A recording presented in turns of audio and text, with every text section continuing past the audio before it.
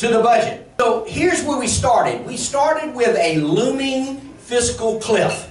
Now that looming fiscal cliff meant that we were not going to have enough money to finance the agencies and programs that the state have to offer. And we would have to cut services, and we would have to eliminate employees, and we would have to throw grandma out of the nursing home, and we were going to have to not play football at LSU on Saturday night, and regardless if you think they're playing well or not, we weren't going to play at all. And we were going to close hospitals.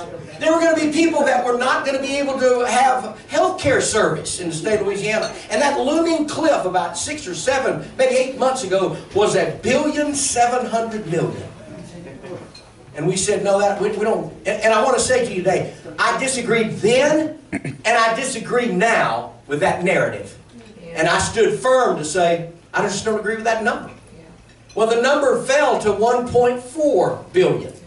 And I said, and others said with me, we just don't agree with that narrative. And then it was 1.1, and then 1.004, and then 994. And we said in joint budget, I asked the governor a question directly. How about the Trump tax plan and the monies that are coming in? I've called an analyst, and I did. I called an analyst in Washington and said, what do you think this is going to mean to the state budget of what we would collect? Well, it's going to be somewhere in the neighborhood of $220 to $400 million. I made that statement at the table, at the desk. I said, Governor, what about that money I am hearing from an analyst? It's going to be $200 to $400 million. They scoffed at me. They turned around. We've never heard a number, $400 million. Long story short, that number turned out to be $341 million.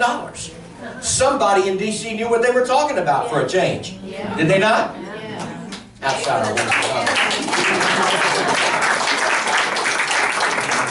When we applied those numbers, now we were down to about 649. And guess what we said then? We still do not agree with that narrative.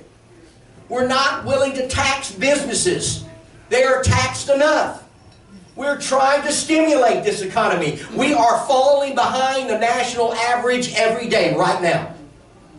We're not moving forward in some of the areas with some of our businesses that we should be. Yeah, there's some great pockets. Lake Charles is, man, it's blowing up over there. That's awesome. I'm so glad they are. But talk to people in Shreveport and see what it's like. Get on the phone and talk to people in Acadiana and see what it's like. We have some good things happening in Baton Rouge. There's some things happening in New Orleans. But statewide, we've got issues. And some of us said no. We don't agree with the narrative at 649. We said no. And today I'm here to tell you there's some reasons that we said no. We didn't just say no because we're obstinate. We're not obstructionists. We're not looking to say, some of us, you are Republicans. I should be talking to the red of the red today, And I know what crowd I'm in. I get it. I'm going to tell you what I did when I knocked on the doors in District 66 and what I heard. Don't raise my taxes. I'm a businessman. Don't raise my taxes. I'm a person, Scott. We're working both jobs. We're doing everything we do. We're trying to put our kids through school. Please don't raise our taxes.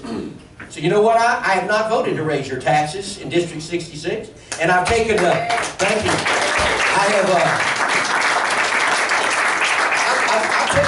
I've taken quite a bit of abuse over that. And I'll tell you what I'm going to do the next time I have the opportunity. I'm going to hold to the narrative that I support people, and those people make the decisions, and I'm going to listen to my constituents, and I am going to lead and vote that way. That's who you are, and that's who I am, and I'm glad and honored to do so. Somebody has to hold the line, so here's what we did. Some of us said no. Now, I have to kind of, I'm all over the place, and I don't follow, as y'all notice, I'm not going to follow a bunch of notes and agendas and all that. But let me just say, as we were looking at this particular number of things and trying to decide whether we thought this was right or wrong, or should we be up or down, we were looking around at things, and there were some certain things that just pops up. Like, for example, did you know that we're at a standstill budget time period in the state of Louisiana? Yet, in the executive budget presented to us this spring, we had over 550 new employees that would be hired. Now, we're at a standstill budget, and even if you swap some of those over, that still means at least 233 brand new positions that we're going to fund. That still means that the Louisiana Department of Health is going to grow by over $400 million when you put it together with all the federal funds and everything else. It still means that the cost of government is expanding. Now what we were told is, here's what we were told about 2 weeks ago. We were told, wow, we're going to give you $500 million back. How could you turn down $500 million? We're going to give it back to you. Let me rewind that for you just a second, could I? If you go back to 2016, when we didn't have enough money, it was $2.2 billion then. We were told we had to raise taxes on business. We had to clean pennies so that we would get more business tax that way. We'd have to raise a fifth penny, which we did, and became, I didn't vote for it, but we became the highest sales tax area in the nation. But we told folks, here's what we told folks. In 27 months, that will roll off. And we won't pay that anymore.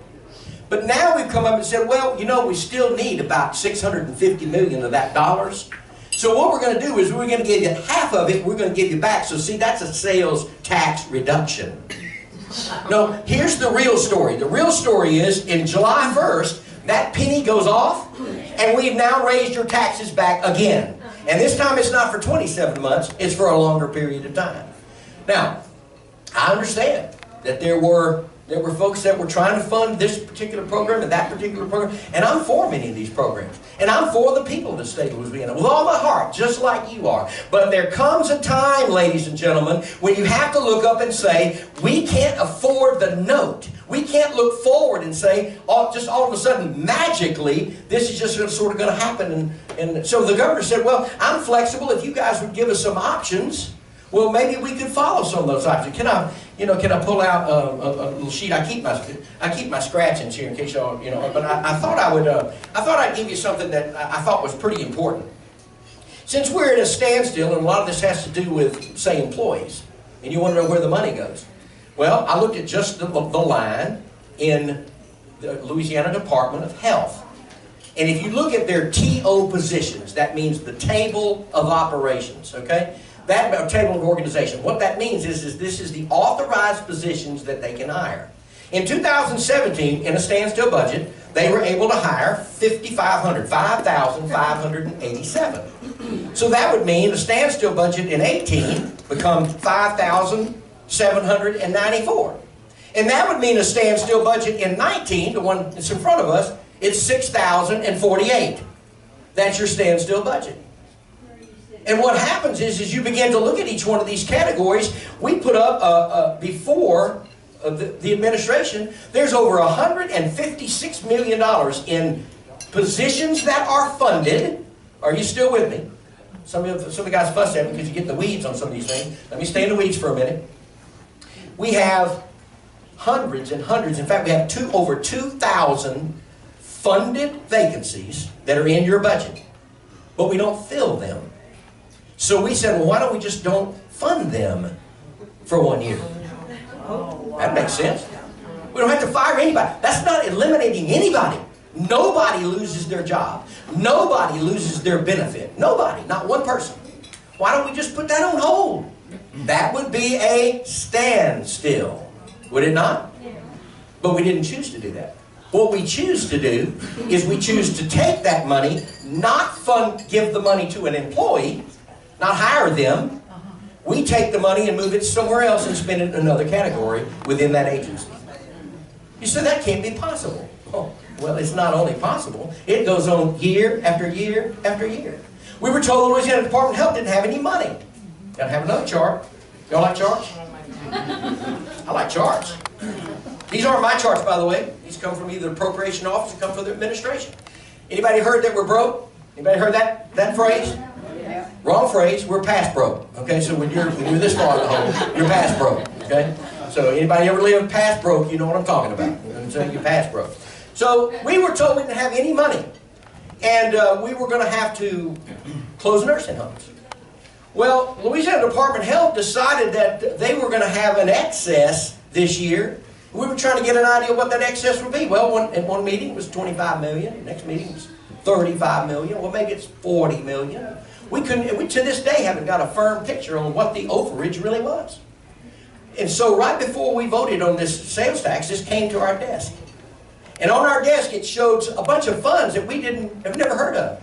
I asked at the table, I asked Dr. Gia, I said, these funds, I'm not aware of some of these. What are the names? She goes, well, some of these are act of God funds.